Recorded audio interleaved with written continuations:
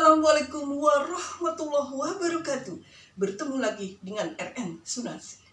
Alhamdulillah ya, pada kesempatan yang baik ini kita masih bisa berjumpa ya, meskipun lewat YouTube ya. Alhamdulillah masih bisa berjumpa.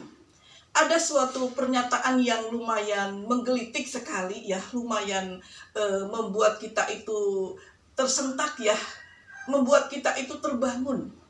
Pernyataannya seperti ini. Jangan salahkan kita ketika kita lahir dalam kondisi tidak tahu apa-apa dan tidak punya apa-apa.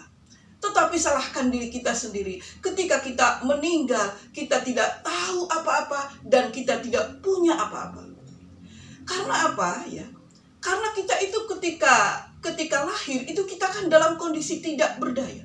Namun ketika kita misalkan udah menjalani kehidupan, kita dibekali oleh Tuhan yang Maha Kuasa dengan panca indera yang lengkap, dengan tangan, dengan kaki, dengan mata, dengan semua. Itu untuk apa? Itu pastilah untuk supaya kita itu mencari ilmu yang setinggi-tingginya dan juga kita bisa mencari nafkah yang sebanyak-banyaknya untuk bisa menghidupi keluarga dan untuk bisa mensejahterakan keluarga, dan kalau bisa kita bisa membantu kebanyakan orang. Nah, hal tersebut adalah pastilah tentang kemapanan atau kemiskinan. Jadi pada saat ini saya ingin membahas hal-hal yang bisa membuat seseorang menjadi miskin. Yang pertama adalah faktor fisik ya. Yang pertama adalah faktor fisik. Ketika kita fisiknya sakit, maka otomatis kita itu akan terkuras secara ekonomi. Karena ketika fisik kita sakit ya, kita tidak berdaya, kita itu menjadi tidak produktif lagi. Kita tidak bisa bekerja, kita tidak bisa berkarya, kita yang biasanya berdagang tidak bisa berdagang, yang biasanya kita bertani tidak bertani lagi, yang biasanya kita pengusaha home industry membuat apa, kita jadi mandek tidak berbuat lagi, yang biasanya kita seorang pegawai jadi tidak bekerja lagi. Ketika kita sakit fisik, maka itu produktivitas kita itu akan berhenti. Dan apalagi kalau kita misalkan sampai masuk kepada rumah sakit, pasti akan menyedot biaya yang tidak sedikit. Sehingga dengan ekonomi yang terbatas, kemudian kita akan tersedot biaya ke rumah sakit, maka otomatis akan menjadi miskin. Dan ini solusinya apa? Solusinya kita supaya tidak mengalami sakit, maka kita harus makan minum yang bergizi, kemudian kita tidak stres ya, manajemen hati, manajemen emosi, kemudian kita juga selalu berolahraga supaya kita tidak mengalami fisik yang sakit yang pada akhirnya akan berujung kepada kemiskinan. Kemudian yang kedua adalah penyebab kemiskinan yang kedua adalah mental yang sakit ya, sakit mental. Jadi orang-orang yang seperti ini mentalnya itu terblok, merasa tidak mampu, merasa tidak bisa, merasa takut untuk melangkah. Nah, hal-hal ini akan membuat dia menjadi tidak berkembang dan tidak maju. Orang lain sudah berlari ke sana, orang tersebut masih belajar berjalan atau masih belajar merangkak ya, karena kalau mental block itu akan memblokade kita sehingga potensi-potensi yang ada dalam diri itu akan mengkristal.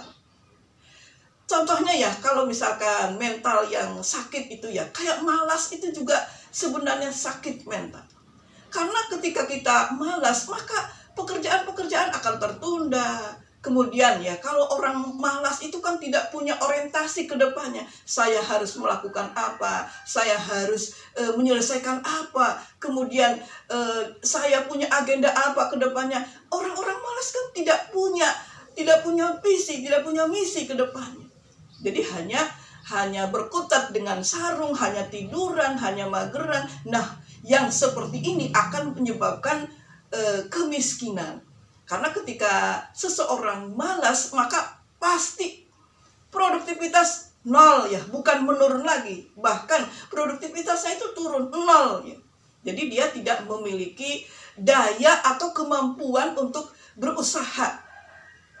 Kemudian yang ketiga adalah faktor yang bisa menyebabkan kemiskinan itu pendidikan. Misalnya dalam hal ini pendidikan yang rendah ya, karena pendidikannya rendah, dia merasa akses untuk mendapatkan pekerjaan yang layak itu menjadi tidak ada. Misalkan ya kayak lulusan SMP atau lulusan SD, ya dia kan berkutat di situ-situ saja. Dia tidak akan bisa mencari akses ke instansi yang lebih menjanjikan.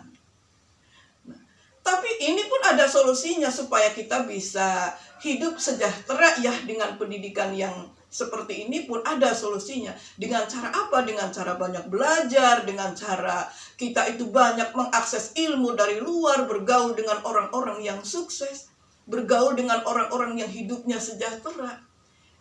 Jadi pendidikan ini sangat berpengaruh. Namun apapun itu ya, kita berusaha supaya kita bisa terlepas dari kungkungan kemiskinan. Dengan cara apa? Dengan cara kita menjaga fisik kita supaya selalu sehat, supaya selalu semangat, supaya selalu energik. Kemudian kita juga jaga mental kita. Jangan sampai mental kita sakit. Jangan sampai mental kita terblok sehingga kita menjadi tidak maju dan tidak berkembang. Dan kemudian masalah pendidikan, kita cari akses ilmu dengan cara membaca, dengan cara melihat YouTube, dengan cara bergaul. Banyak hal yang bisa membuat seseorang menjadi cerdas, menjadi luas wawasannya.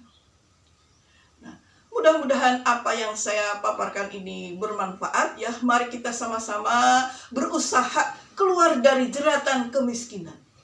Karena kemiskinan itu akan membelenggu diri kita kalau misalkan kita rawat kemiskinan itu. Tetapi kemiskinan bisa dirubah kalau kita mau merubahnya. Bukankah Tuhan telah berjanji bahwa Tuhan akan merubah nasib seseorang bila orang itu mau merubah dirinya sendiri. Mudah-mudahan manfaat. Wassalamualaikum warahmatullahi wabarakatuh.